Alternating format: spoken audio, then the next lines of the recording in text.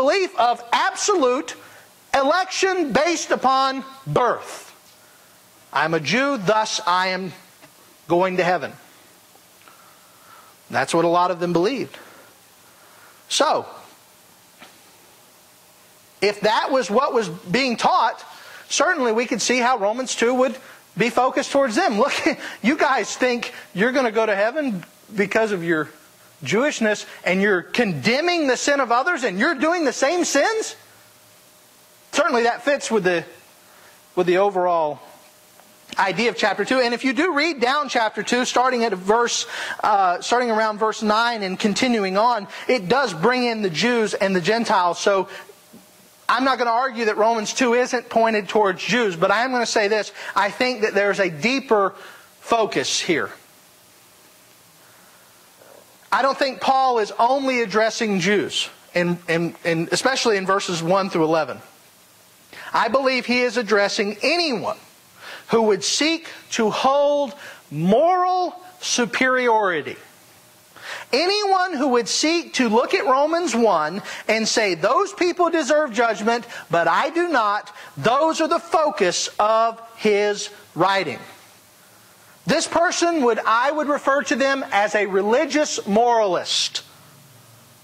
And you don't have to look just in the Jewish nation to find religious moralists. You can find people who are religiously moral and as lost as gooses everywhere you go.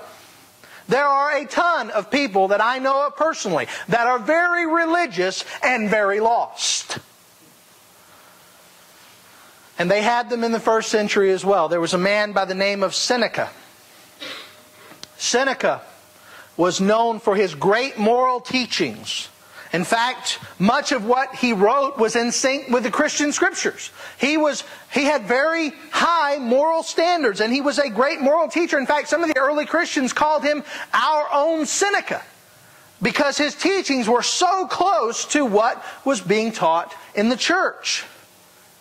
He valued moral virtue above anything else. He exposed hypocrisy, he preached equality and justice, and overall, he was considered by the society in which he lived to be a great moral guide. Here was the problem, though.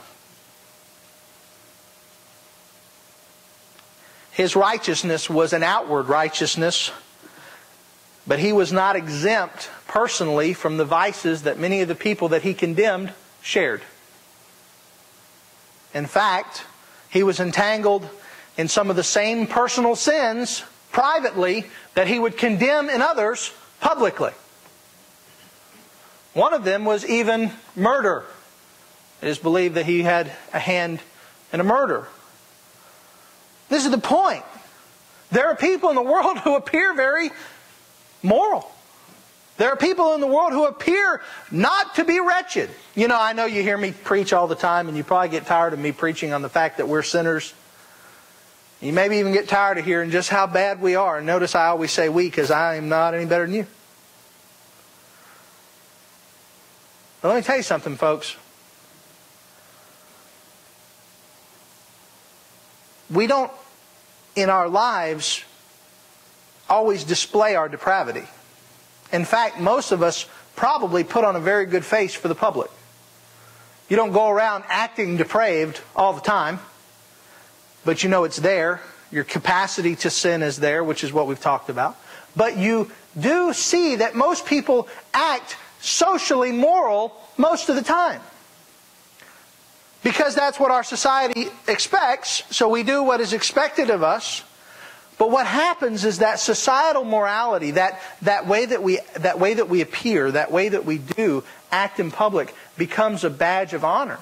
And it becomes a badge of righteousness for us. And it becomes what we hold to. And that's why you ask anybody in the world, are you a good person? And they will say, yes.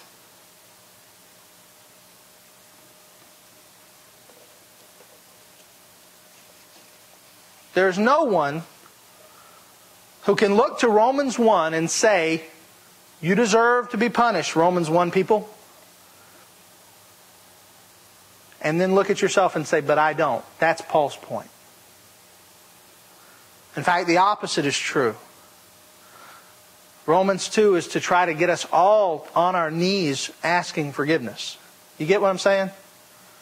that if there are people around us on their knees asking for God's forgiveness, and we're standing looking down at them and saying, yeah, you need that forgiveness, we are Romans 2. We're the focus. We're the point. And my question that I wanted to talk about tonight, and all that was introduction, so I hope you're here. Just kidding. No, the question I wanted to get to tonight is, what in the world would cause somebody to think that? What in the world would cause somebody to feel like they don't deserve God's judgment? What in the world would make anybody think that they are going to heaven based upon their own goodness? It is only one thing, and I'll try to make it as clear as I can.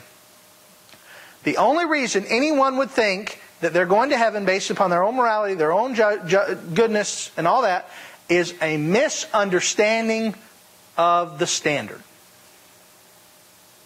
Let me say it again.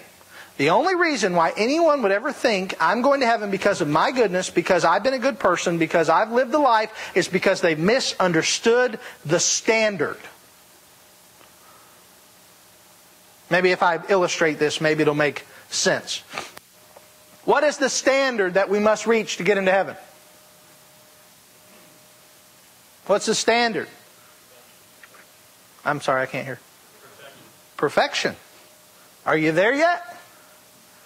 Have you ever been there? Well, you know what, though? People will do this.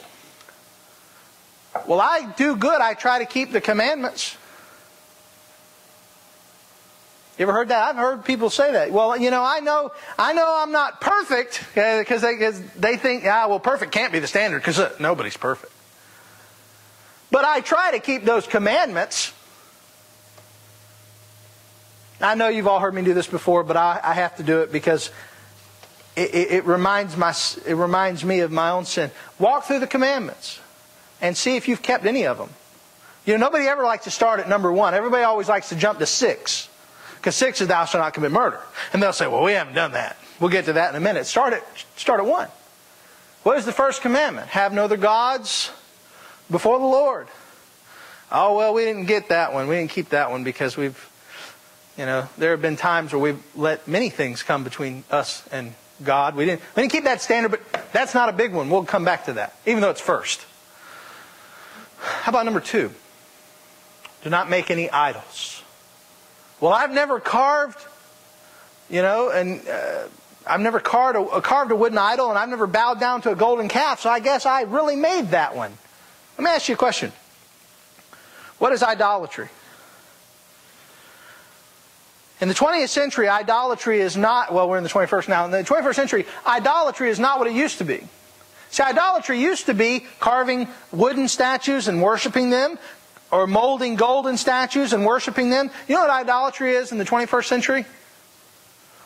Making God the way you want Him. That's called mental idolatry. I've told all of you this story numerous times. You met the girl, and I said, and I gave her a tract and was talking to her about salvation, and she says, but my goddess wouldn't judge me. And I said, because that your goddess doesn't exist. I didn't say it like that. But that's the truth. She has created a goddess, whatever. She's created a god in her mind. That is 21st century idolatry. We don't make idols out of clay anymore, but we make God up in our mind. And we say, oh, well, God wouldn't create hell. Okay. The Bible says that He has. The Bible says that hell is a part of His purpose. Oh, well, we don't like that God. Well, guess what? He's the one we got. We don't get to make Him up the way we want Him. We don't get to form Him in our image. We're formed in His. And we've marred that because of sin. I'll stick on idolatry. I better go. There's 10 more. There's 8 more. But you gave the first commandment. It says, have no other gods before me. We break that commandment. We get to the second commandment. Do not create any idols. We break that commandment. Get to the third commandment. Thou shalt not take the Lord's name in vain. And then all of us have sat in traffic. I'm not saying sitting in traffic automatically equals, but I know where My life has taken me in the past. And I know I've broken that commandment, but it's not just, taking the Lord's name in vain